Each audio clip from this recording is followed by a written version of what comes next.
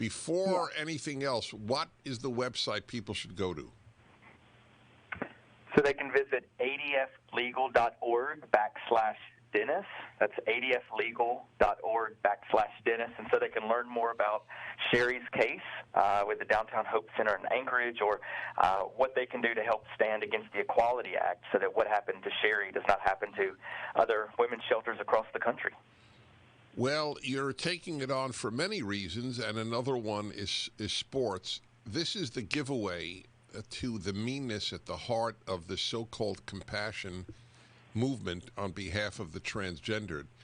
The meanness, the transgendered, the number of people who change sex is extremely small. The number of women in athletics is extremely large. And they have decided that women's athletics don't matter.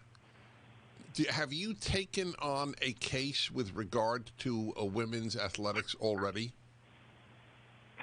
Yes, in fact, we've got two of them. One of them is representing four incredibly talented female athletes in Connecticut. And in Connecticut, their policy is a guy, if he identifies as a girl, can start competing on the girls' team. And what happened was two guys in Connecticut, two biological males, began competing, and within just a matter of months, dominating women's track and field, not just in Connecticut, but throughout New England.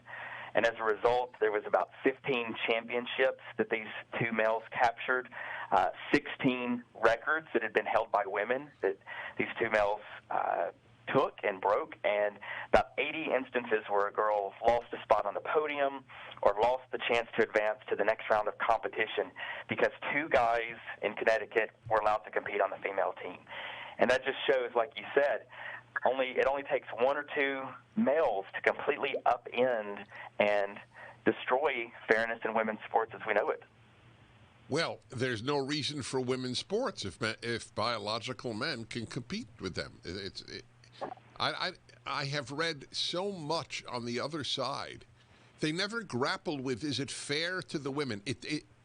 All they talk about is compassion for the transgender, which is fine. I do have compassion for the transgender. It can't be fun to be at war with your biology. So my heart goes out to these people, but I'm not going to wreck the entire sports world of women and their opportunities because of that compassion. So how did that case go? Well, we're still in the midst of it. So we actually had a hearing just a couple of weeks ago and waiting to see what the judge does there. And then we've also got another one going on in Idaho, where Idaho took steps to protect women's sports. Last year they passed a law that simply says biological males, no matter how they identify, can't play on girls' teams. They can continue to play on guys' teams. They can even play on co-ed teams. But to your point, women's sports should be reserved for females. And that case is now on appeal to the Ninth Circuit, and we're involved there helping the state of Idaho. Yeah, as soon as I heard Idaho, 14 other states, yeah.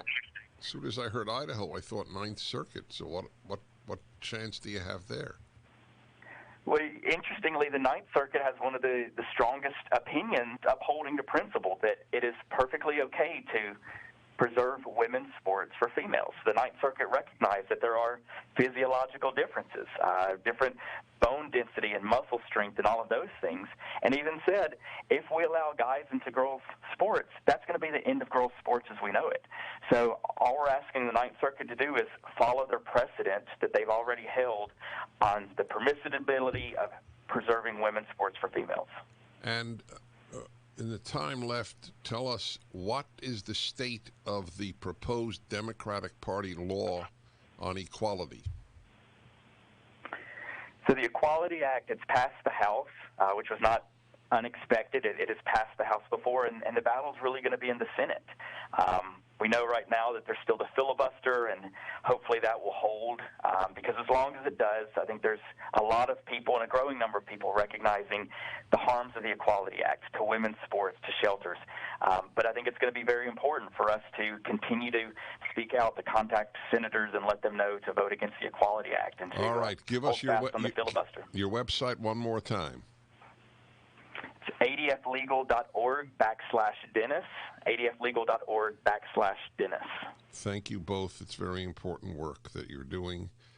Or go to our website where we have it. We'll be back.